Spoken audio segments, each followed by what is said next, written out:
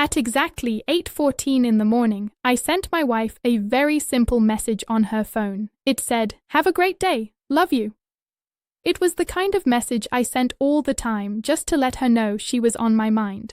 I didn't know then that she would ignore every single word I wrote for the next 15 hours. When she finally walked through our front door at 11 o'clock at night, she didn't look sorry. She just had a small, cold smile on her face. Then she said 7 words that completely broke our marriage apart. Before I tell you what those words were, I need you to understand who I am and how we got to this moment. My name is Daniel Carter. I am 40 years old and I work as a financial consultant, helping people manage their money.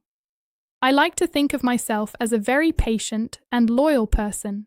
I have always believed that being honest and talking to each other is the most important part of a strong marriage. Before you think I am just telling you my life story, I want to say something important. If you are watching this and you are in a relationship that is struggling, please stay with me. What happened to my marriage might help you understand what is happening to yours. And if you like stories about relationships, please hit that subscribe button. It truly helps me reach more people who need to hear these stories. We are so close to hitting 1,000 subscribers, and your support means the world to me. My wife is Rachel Carter. She is 38 years old. She is very smart and works hard to do well at her job. She was always the kind of person who wanted to make a real difference in the world. But lately, she had become very distant. It felt like she was keeping secrets, and she started acting like my feelings didn't matter very much. Then, there is my best friend, Mark Evans. He is 41 years old. Mark is the kind of guy who tells you the truth, even when it is hard to hear. He is very dependable, and he was the one who finally helped me see what was happening when I was trying to pretend everything was fine. If you had asked me a year ago if my wife would ever hurt me this way, I would have laughed. Rachel wasn't just my wife. She was my very best friend in the whole world, or at least she used to be.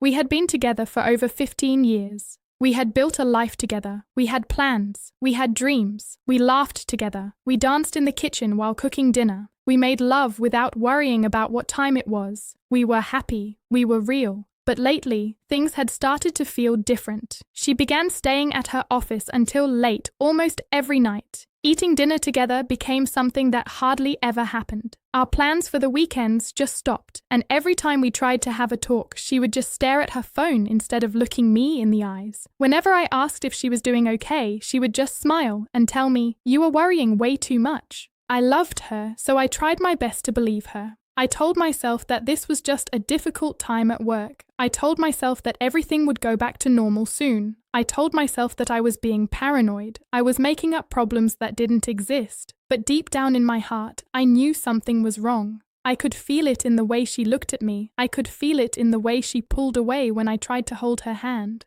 I could feel it in the way she wasn't really listening when I talked to her anymore. On that Tuesday morning, I gave her a kiss goodbye before I went to work. She didn't really kiss me back. She just let me kiss her, the way you might let a stranger kiss your cheek at a family event. I remember thinking that I didn't like how that felt. At 8:14 a.m., I sent that usual sweet message, "Have a great day, love you." She didn't reply. Around lunchtime, I tried again. I asked, "Everything okay?" Still, I got nothing back.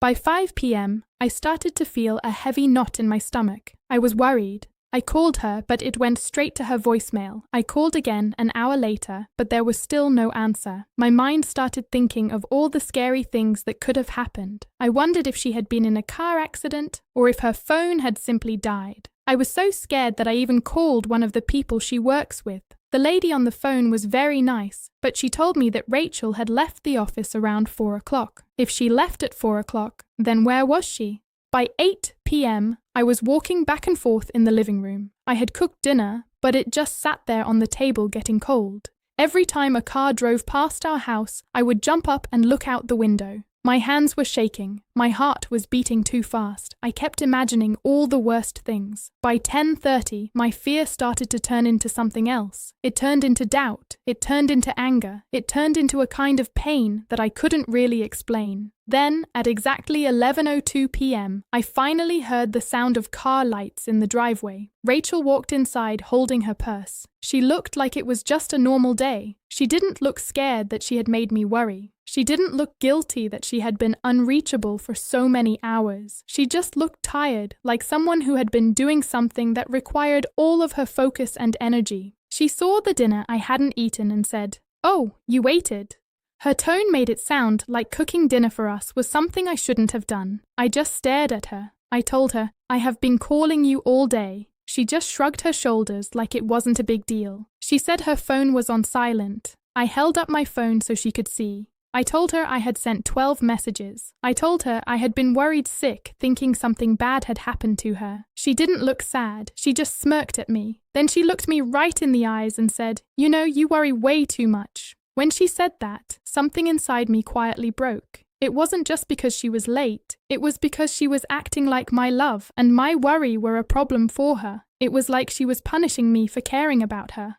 I took a very slow, deep breath. I asked her where she had been. She just said, "Out." I asked where out was. She said she was with friends. When I asked which friends, she rolled her eyes at me and asked if she really needed permission to have a life of her own. I told her I wasn't asking for permission. I was asking for her to be honest with me. I was asking for her to answer my messages. I was asking for her to treat me like I mattered. She sighed very loudly and said, "This is exactly why I didn't answer." That sentence hurt more than anything else. She was saying that my hurt was the reason she hurt me. She was saying that my love was the reason she was pulling away.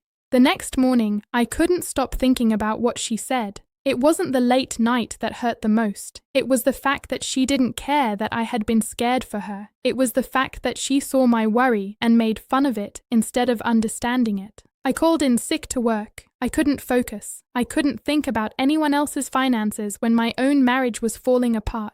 I spent the morning sitting on the back porch, drinking coffee that had gone cold, just staring at nothing. Later that day, Mark invited me to go to lunch. He could tell something was wrong by the sound of my voice on the phone.